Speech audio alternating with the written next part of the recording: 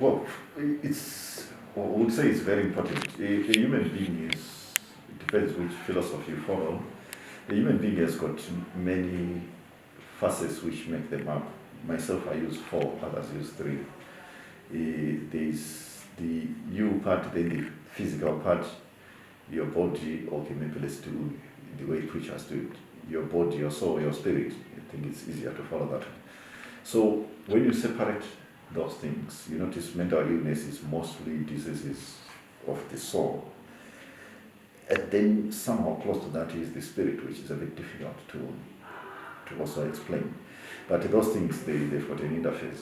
So if someone is to get better, and of course the body, but most of the time the body is not really affected that much. So body-wise, I'll be fine. It's not like having meningitis or COVID or whatever. So those two, they still have a bit of a challenge because they need specific addressing to sort them out. So in as much as if you have got a spiritual problem, you need a spiritual solution. If it's a soul problem, you also need things to address that. So, and you notice in terms of causes, or let me not say causes, but precipitating and predisposing factors, they are mostly on the social side, the living perpetuating factors. So if I go home and my wife is beating me every day, and then that causes me to break down, you give me my periods, but she's still doing the same thing, we'll still be getting the same outcome. So you need those people to come in and change everything else that is causing mental illness. So when you look at the relatives, because that's where we stay, so which means whatever started, it probably started. They are predisposing and precipitating things within that setup, which people should be able to sort out.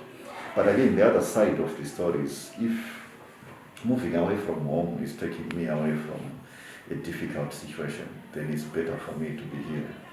And my wife who is beating me up is not coming to see me, then that might wait.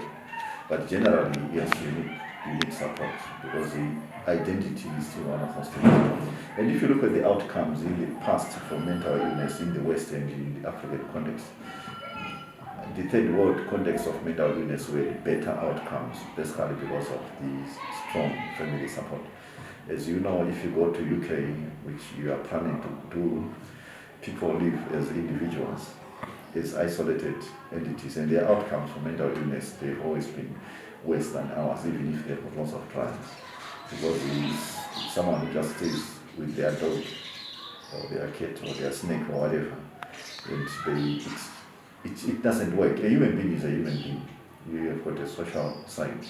So that one is needed, but unfortunately we are moving away from that as well, because even now you notice there are many people who just stay alone, no support, no whatever, but then it causes problems.